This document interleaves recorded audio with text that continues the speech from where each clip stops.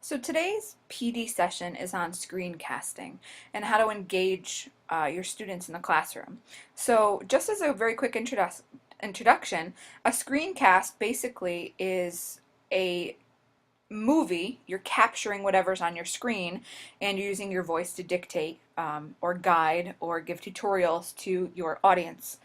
So some different ideas for screencasting, how might this be applicable in my classroom? Uh, Number one, it engages students. For whatever reason, they would rather watch teachers on a video than have them stand in front of the classroom. So what can you use screencasting for? These are just some examples, because I know we have teachers here in many different subjects. Students in math class can generate tutorials on how to solve problems. Students in social studies can create tours through national archives or museums.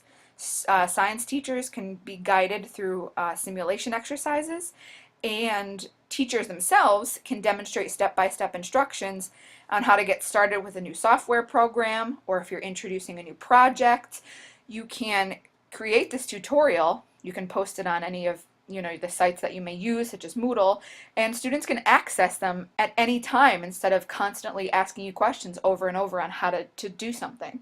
For example, last year when the sophomore team and I started the career research paper, we did screencasts on how do you use different programs and how do you do different parts. That way when a student was working on it at their own speed, they would go to the website, Moodle it just happened to be, click on it, and they could then watch the screencast over and over again until they felt comfortable with it, and then they could move forward with whatever part they were on. So not only is it beneficial to students, it could be a student-centered learning experience, but it's also beneficial to the teacher because the teacher can just do that lesson once, and then the students are then responsible for going home and learning basically how to use the program themselves based on what you have supplied them. So that is basically what a screencast is for. So I know a lot in English. I will use screencasting number one for introducing larger projects. And when I want to include the students, I will have them do annotation projects where they will have to go home instead of writing a journal. Maybe they will have to go on Screencast-O-Matic, and they will have to pull up the section of the text that we're reading, and they're going to have to give an annotation, a verbal annotation, and show it to the class. So again, all these are great tools that you can save and show year to year, and you can also have student samples also. So this presentation is going to show you how to make them using a website and also QuickTime, and at the very end I will show you one student sample that one of my students did last year on an annotation.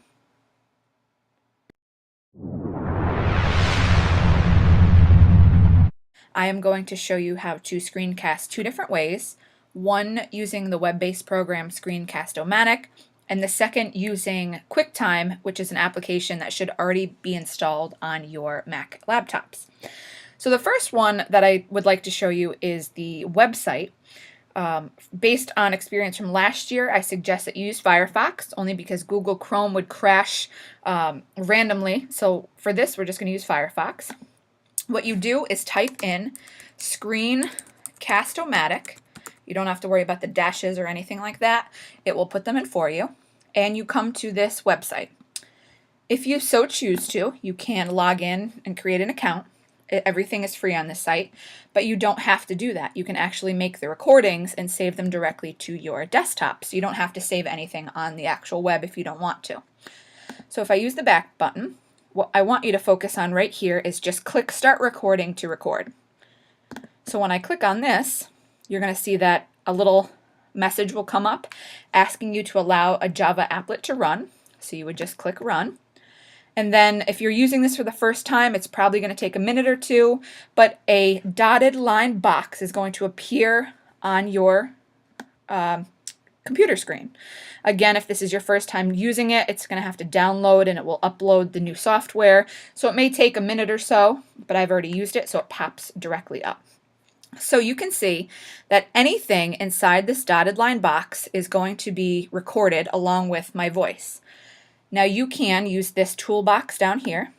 You can make the area that you are recording smaller. So if I only want part of the screen, I could use these presets. Or if I want to specifically drag the box, I can drag it, make it smaller, make it larger, and I can place this anywhere that I choose to. So anywhere within there will be recorded. If I want to move this for some reason up or down, I would just click on this box right here, and that's going to drag your screen up and down and left and right. So once you have decided what you actually want recorded, then what you want to focus on down here is this toolbox. What's great is that once you start talking on Screencast-O-Matic, you can actually pause it. If the bell rings or a student or teacher walks in, you can stop and then restart instead of doing the entire screencast over again. So you would just click this to start recording, and then if you needed to pause, you would click that once again. So just to give you a rundown here, this is start and pause. This just shows you that your microphone is actually working. So when you see the little line, the green line going up and down, you know it's working. If you need to set microphone volume for any reason, you can click that menu, but you really shouldn't have to touch that. Here again, like I showed you before, there are different presets for the screen size. The next button here, webcam, if you for any reason want your picture, a live little picture of yourself up on the screen as you're giving the screencast, you can click on that, but that is completely up to you. And then here you can see that the X button means that you messed up, you don't want it anymore. So just to give you a little sample, when you click this red record button, Screen-O-Matic is actually going to count down for you. It's going to say 3, 2, 1. I suggest giving it just an extra second before you start talking right after the 1 so your voice is not muddled. All right, so we're going to start that, and I'm just going to show you what happens when you start a screencast. So if I click record, counts me down, and then I would just start talking. Okay, so anything I say now is being picked up by Screencast-O-Matic. You can see down here, my voice again is being picked up. It's counting down here, so you have 15 minutes to actually record, and then it cuts off. So you just have to be aware of that if you are giving a longer screencast. So anywhere that I drag my mouse, you can see that a circle will follow, a circle around the mouse, so your students or whoever you're giving this presentation to can follow along with you. So this is great from an English teacher's point of view, maybe for giving an exemplar of how to annotate, or maybe even having students do the annotation at home, and you can see if they are looking at the right things because the mouse will actually follow. So however long that you're doing this, you can flip to different pages. So for example, if I want to just go to yahoo.com, say I'm looking up a Macbeth translation or what have you, okay? I can pull something up from Macbeth, just happens to be Spark Notes, and if I needed to go to maybe, a line, I can click down, I can randomly click on any of these, and it will pick up whatever is in the background. And if I want the original text, the modern text, I can, have the kids look at one side versus the other side. I can highlight, basically I can do any type of annotation I need to, and the students can follow along with me. So you can go to multiple sites. You just have to, again, make sure which browsers are open, so I can go back and back and back. But just to go back to the original page, you can see that I'm still going. I'm about 1 minute and 53 seconds. So when I'm done, I think I'm happy with my screencast. All you have to click now is done. It will then take you to a preview box where if you'd like, you can preview it. So I'm just going to show you 1 second. You'll hear my voice basically repeat what I already just repeated. And then I would just start talking. Okay, so anything I say now is being picked up by Screencast-O-Matic. You can see down here, my voice again is being picked up. It's counting. So if I am satisfied with that, you have 3 different options. You can publish to Screencast-O-Matic, really only if you have an account. Publish to YouTube if you're completely satisfied and you know you're definitely going to use that screencast. Or what I highly suggest is you publish to a video file. So when I click on this, I would leave it on QuickTime MP4, leave it on full size, and then I'm going to save my video. So this will create basically a movie file for me that I'm going to put right on my desktop. So I'm going to save the video. Save it something that you're going to remember. So Durgis Screencast 1. And depending on how long your video is, it may take a minute, it may take 2-3 minutes to actually save the video to the file. So mine's only about 2 minutes, so it should only take a few seconds. So as it counts down, it is creating a video file.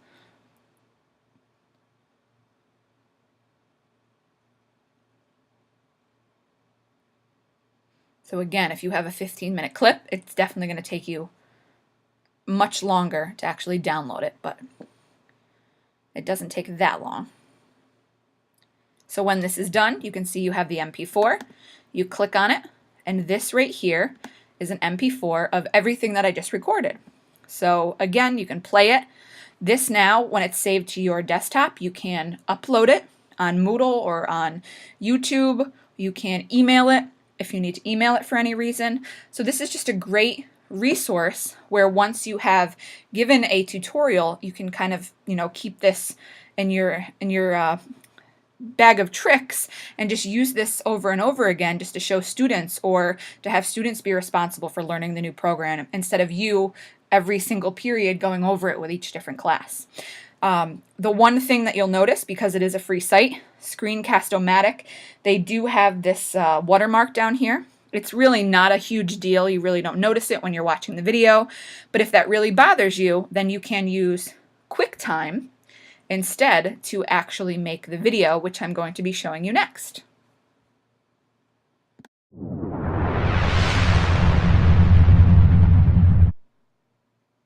So the second way that you can create a screencast is by using QuickTime, a program that is already or should already be installed on your school Mac laptops.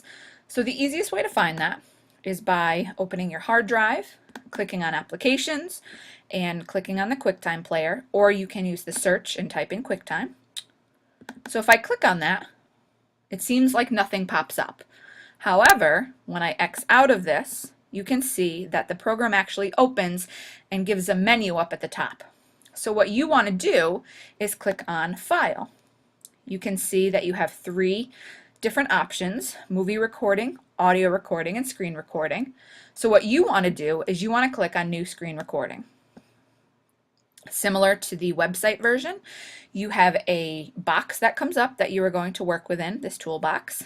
What you must do before you start recording is click on this drop-down menu here, this little arrow, and make sure that it is the built-in microphone, internal microphone is checked, because if it's your first time, it might be set at none. Make sure the quality is high, and this is up to you, but I like to have my show mouse clicks and recording on, which basically means that wherever I move the mouse, again, that little circle will follow. So once that is all set, you can click back on the screen. You can tell that your volume is set and that your microphone is working, again, by the bars that are going in and out.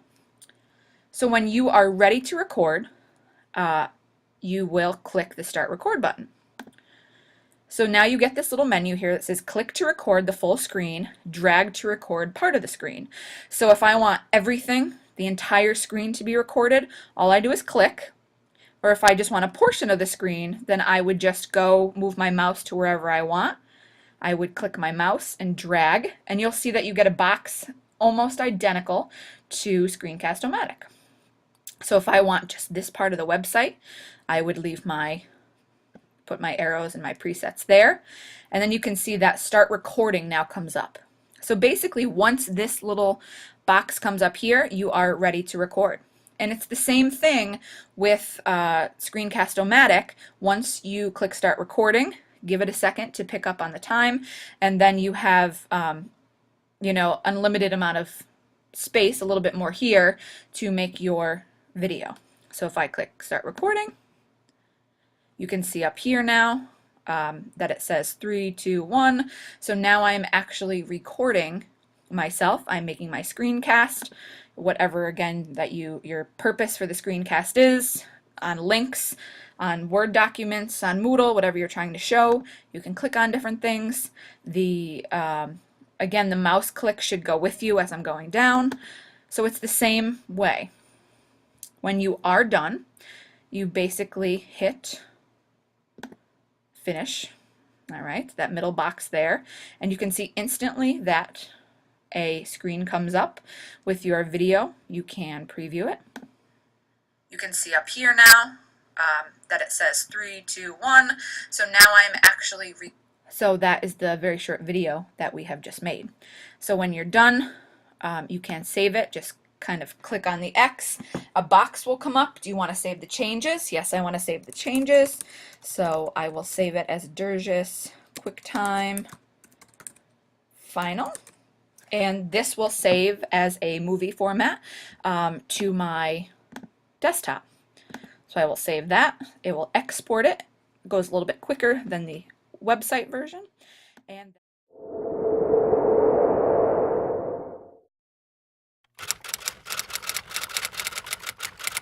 this quotation is of Lady Macbeth sleepwalking through the castle after feeling guilty for killing the king.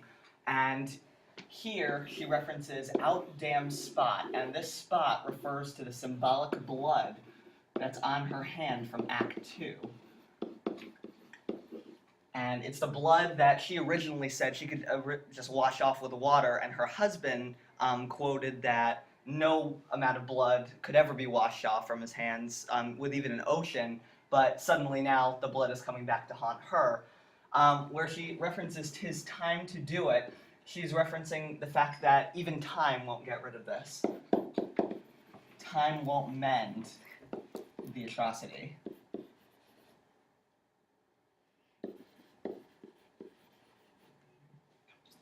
When she references that hell is murky, this hell and murky is now this guilty state of mind that she's in.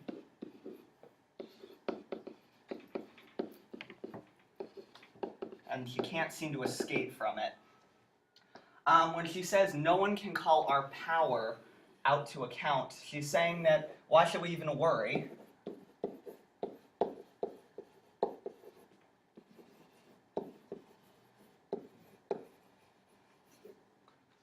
Why even worry? No one's ever going to figure this out. We are the king and queen. Nobody's figured it out yet. We shouldn't even be worried about it, but yet still she's walking around, sleepwalking, confessing to killing this old man.